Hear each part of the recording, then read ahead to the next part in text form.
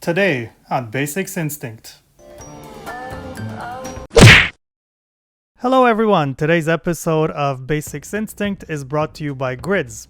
Grids, because they can be useful when you draw sometimes, so use them. Today's episode is about basic proportions in the human anatomy. I'll be showing the male proportions in this case, and I may make a separate video about the female anatomy, although it's pretty much the same, minus a couple of differences, notably the width of the hip. Also, if this is the kind of video you like, then please do like, subscribe, and do all the other YouTube stuff. That would definitely help me out a lot. So I will quickly draw something here to get us started. Let's not worry about the arms and the head for now. We'll get to those in a bit. The basic unit of measurement I'll use for this video will be the squares that make up the grid here. Starting with the top of the torso going down, you can see that the top half of the torso, roughly corresponding to the pectoral muscles, comes in at about 2 squares tall. The bottom half of the torso, which ends at the waistline, is also 2 squares tall. Next is the pelvis, which again is 2 squares tall. So to reiterate, the heights of the pecs, the midsection, and the pelvis are all about the same.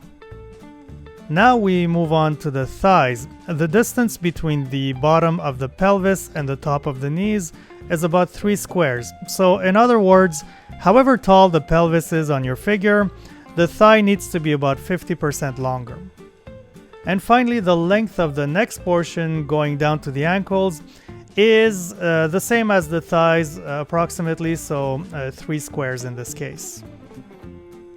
I won't spend too much time on feet and hands here, as they'll vary a bit depending on your character's pose and other factors. Now let's tackle the arms. The starting point I like to use is the halfway point down the midsection of the torso. So in other words, halfway between the bottom of the pecs and the waistline. And the reason is that that's where we're going to place the elbow. So we fit the shoulder and the arm between the top of the pecs and the middle point of the midsection.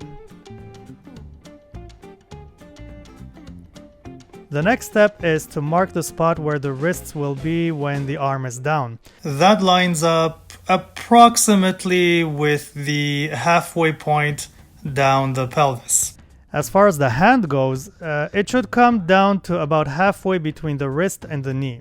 That said, what the hand looks like and where it lands will all depend on the pose and the angle. The human hand is pretty complicated, and there are books and figures dedicated entirely to drawing them, so I will definitely make videos sometime in the future on the subject. Now let's talk about the head. In a previous video, we went over the basics of the head and the face, so do check it out if you think it'd be useful. Here we're just going to discuss the size of the head and how it fits with the rest of the figure. Generally speaking, the size of the head in terms of how tall it is roughly the same when it comes to adults. There are outliers, but the variance across the board is fairly negligible. Where this becomes useful is that the size of the head relative to the rest of the body will clue people in on how tall your figure is. At this size, for example, you're looking at your average hero proportions, maybe a Superman type character or something.